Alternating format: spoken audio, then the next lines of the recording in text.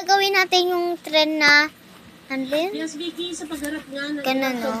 Parang SpongeBob. So, magsaset up na ako dito. Mag-aano na ako. Ayun na guys, nagsaset up ako.